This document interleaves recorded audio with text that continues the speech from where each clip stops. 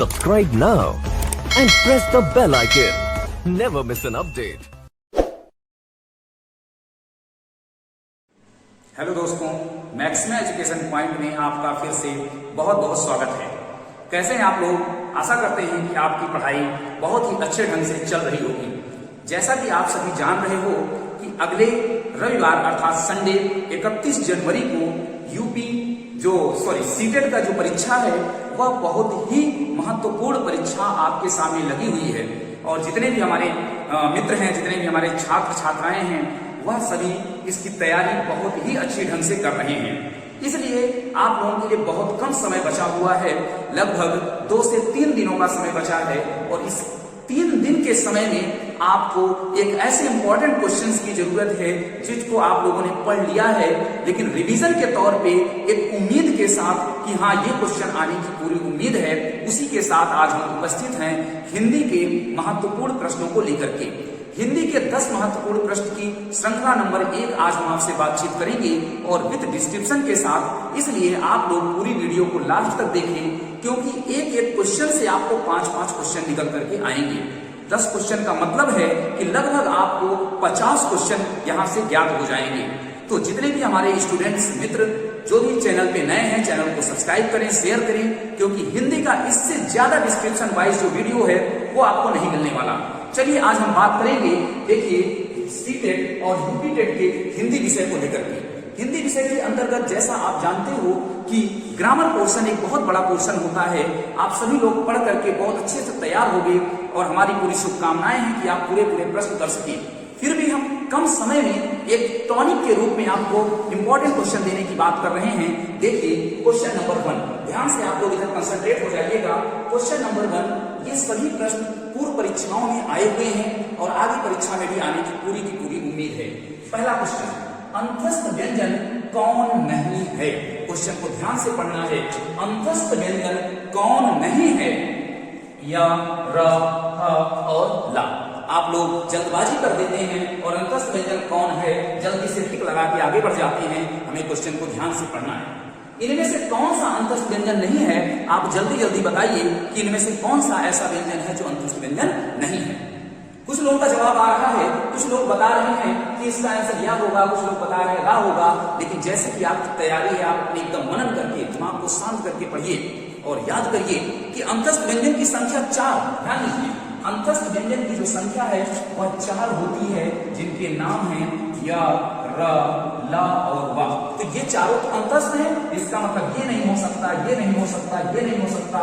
तो आपका कौन सा आंसर सही होगा? आंसर नंबर जो है यह सही आंसर माना जाएगा। चलिए क्वेश्चन नंबर 2 की बात करेंगे। भाषा की सबसे छोटी इकाई क्या है? बहुत ही महत्वपूर्ण प्रश्न है, बहुत ही महत्वपूर्ण प्रश्न, इसलिए आप ध्यान देंगे। भाषा की सबसे छोटी इकाई क्या है? आपके सामने स्वर, वर्ण, शब्द और वाक्य। आप लोग याद करते आए हो कि भाषा की सबसे छोटी इकाई आप लोगों ने याद किया है ध्वनि। दरअसल ध्वनि को लिखित भाषा में, लिखित रूप में जब प्रदान करते हैं तो लिखित रूप में ध्वनि को ही कहा जाता है वर्ण। इसका मतलब है कि आपने ध्वनि याद किया, वर्ण गलत हो जाएगा। तो आपका ये क्या है? आपको याद करना है, ध्वनि भी याद करना है, वर्ण भी याद करना है। क्योंकि आप समझिए कि वर्ण, अगर आपने कहा कि सर ध्वनि सही आंसर है तो वर्ण भी सही आंसर होगा, क्योंकि ध्वनि का लिखित रूप क्या होता है? वर्ण होता है। देखिए अब आप कहें, कुछ लोग बता रहे हैं शब्द होगा, शब्द नहीं हो सकता, क्योंकि जब वर्ण मिलते हैं तभी तो शब्द बनता है, और जब शब्द मिलते हैं तो वाक्य बनता है। और स्वर की बात करोगे तो हिंदी की स्टार्टिंग ही होती है वर्णमाला से। वर्णमाला को 2 भागों में बांटते हैं, स्वर और व्यंजन।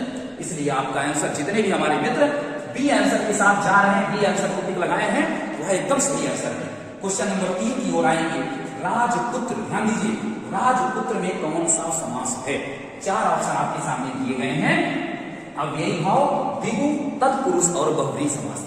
आप याद करते हो राजपुत्र में कौन सा समास है? तो एक चीज आपको एकदम याद लगा लेनी है कि राजपुत्र को जब हम ब्रेक करते हैं तो शब्द निकलता है राजा का पुत्र, का की एक। ये सब क्या है?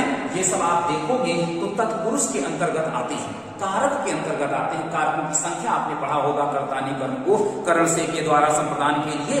तो यहाँ पे जो का की के है यह तत्पुरुष समास के अंतर्गत आता है। इसलिए इस आंसर के साथ जितने भी स्टूडेंट्स जा रहे हैं वह सही कर रहे हैं। जो लोग दूसरा लगा रहे हैं वो अपने आप को थोड़ा सा रिमाइंड करें और याद करें, क्योंकि द्विगु समास में आप जानते हो कि संख्याओं को प्रदर्शित किया जाता है, नंबर्स को प्रदर्शित किया जाता है, और बहुव्रीहि में आप जानते हो कि किसी तीसरे व्यक्ति की ओर इंडिकेशन होता है। जैसे आप देखते हो लंबोदर, लंबा है उधर जिसका अर्थात गणेश अर्थात शब्द प्रयोग हो जाता है। अव्ययी भाव के लिए यही आपको बता देना चाहते हैं कि अव्ययी भाव से जब भी प्रश्न एग्जाम में आएगा तो एक ही क्वेश्चन बना है इसका जो एग्जाम्पल है वह है यथाशक्ति। यथा जो शक्ति है यह आपका बार बार पूछा है यथाशक्ति कौन सा समास है, तो आप आंख बंद करके अव्ययी भाव लगा करके चले आएंगे। देखते हैं क्वेश्चन नंबर 4 की ओर। लाभध्वनि में कौन सा समास है? द्विगु समास, बहुव्रीहि समास, तत्पुरुष समास, द्वंद्व समास। सभी स्टूडेंट, सभी मित्र हमारे क्या करेंगे, कमेंट करेंगे और बताएंगे कि इसमें कौन सा समास है। देखिए द्विगु समास में अभी हमने बताया कि नंबरिंग होती है, संख्याएं होती हैं। क्या कहीं संख्या है क्या? नहीं, ये तो कट गया। बहुव्रीहि किसी तीसरे व्यक्ति की ओर ले जाता है, यह भी कट गया। तत्पुरुष कारक को बताता है, कारक है नहीं, तो बचा क्या? द्वंद्व। इसका मतलब द्वंद्व ऑप्शन सही है। आप देखिए द्वंद्व को कैसे याद रखते हैं? दो शब्द, दोनों शब्द के बीच में एक हाइफन लगा होता है, एक संयोजक शब्द आपसे पूछता है संयोजक जो चिन्ह है वो कौन सा है, तो संयोजक चिन्ह इसी को कहते हैं। और लिखे गए दोनों शब्द एक दूसरे के विपरीत होने चाहिए, ऐसे समास को हम द्वंद्व समास कहते हैं। आप स्क्रीनशॉट ले लीजिए, हम लोग इसके बाद क्वेश्चन की बात करेंगे। तो आपने नोट कर लिया। इसके बाद हम लोग बढ़ेंगे अगले क्वेश्चन की ओर, अर्थात क्वेश्चन नंबर 5। बहुत ही महत्वपूर्ण प्रश्न है। आप लोग पूरा का पूरा वीडियो बिल्कुल बिना बढ़ाए हुए देखेंगे और एकदम टिक कर लेंगे कि हाँ सर यही वाला क्वेश्चन आने वाला है। कवि कौन सी संज्ञा है? क्वेश्चन नंबर 5 आपके सामने ऑप्शन है व्यक्तिवाचक, जातिवाचक, भाववाचक या इनमें से कोई नहीं। ध्यान दीजिए, कवि कौन सी संज्ञा है? आप जानते हैं कि अगर कवि हम बता देंगे कि ये मध्यकालीन कवि हैं या आधुनिक कालीन कवि हैं या कवि किस प्रकार के हैं, क्या नाम है, तब वो जाएगा इधर व्यक्तिवाचक में। भाववाचक में आप जानते हैं अच्छाई, बुराई, प्रेम, घृणा आता है, इनमें से कोई नहीं पहले हट गया, तो इसका जो सही आंसर है वो क्या होगा? जातिवाचक संज्ञा होगा। आप लोग साथ ही साथ कमेंट करके बताते रहिए कि कौन सा आंसर इसका सही होगा और अपने आप से मिलाइए कि 10 में से आप कितना नंबर पाते हैं। देखिए वृक्ष से पत्ते गिरते हैं, क्वेश्चन नंबर 6 कौन सा कारक है?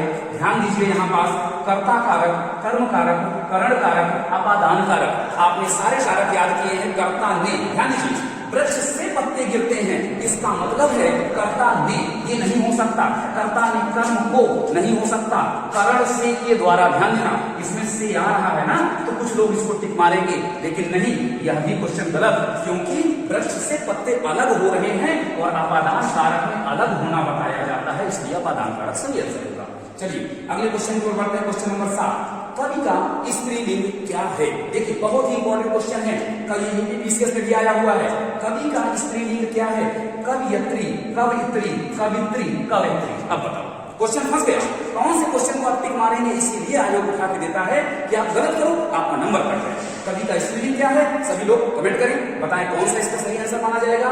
जल्दी से बताइए, जल्दी से कमेंट आना चाहिए। चलिए इसका जो सही आंसर है वह है ऑप्शन नंबर बी, इसका सही आंसर होगा। ध्यान देना है, कवयित्री, ये वाला आपका सही आंसर माना जाएगा। क्वेश्चन नंबर 8 की बात करेंगे।